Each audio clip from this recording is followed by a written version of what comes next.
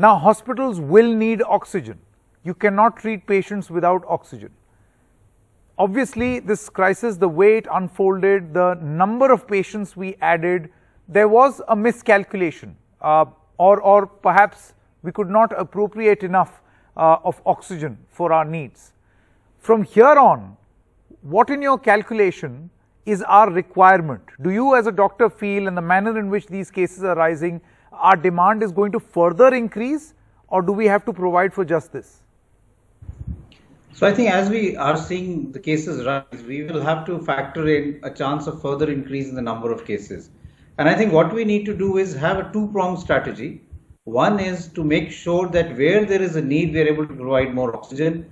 There are parts of the country where oxygen is in surplus, especially the eastern part of India.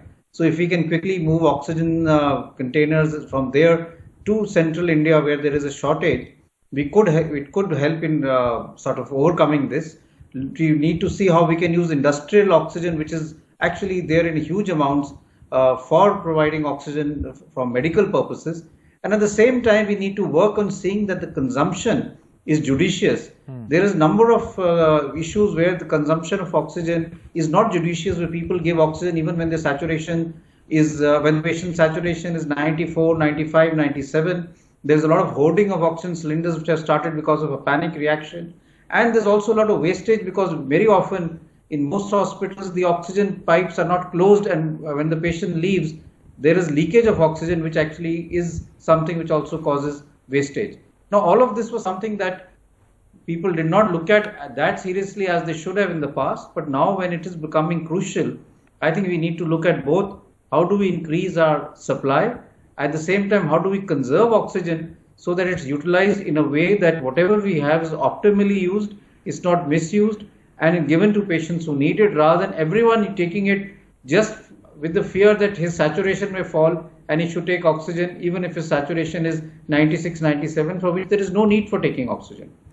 Yeah, but Dr. Guleria, the problem right now is that even for those who critically need it, obviously they are also not getting. So this is a matter of a huge concern. Let me come back to you. Dr. Trehan, first of all, your opening comments. How would you respond to the manner in which this crisis has unfolded?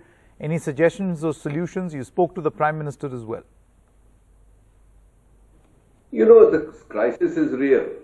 And what led to the crisis is the fact that normally the requirement of our medical profession to treat patients and do operations and the total India's demand, it has gone up by 4 times, 6 times, because of the fact that this is a disease where high oxygen content is required to treat patients.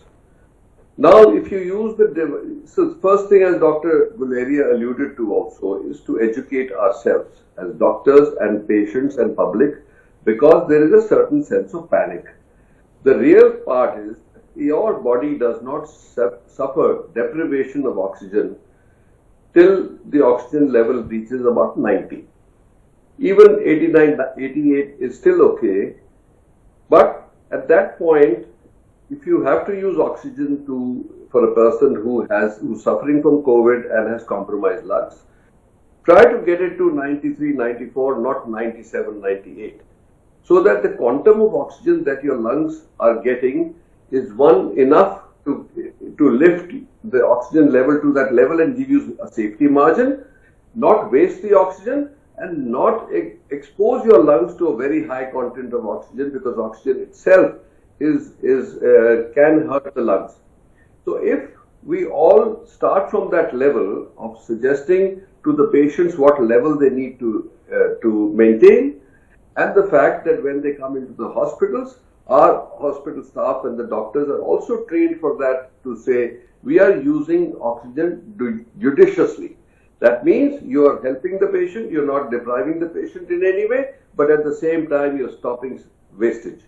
Then of course we use it for many devices that we are using today, and the most consuming is the non-invasive oxygenation, which consumes up to 60 liters a minute to be able to give. So that is what we are doing right now. But some of those patients need that. Some of the patients can be handled by BiPAP, which takes about 10-15 liters. So there is many devices in our armamentarium also to conserve.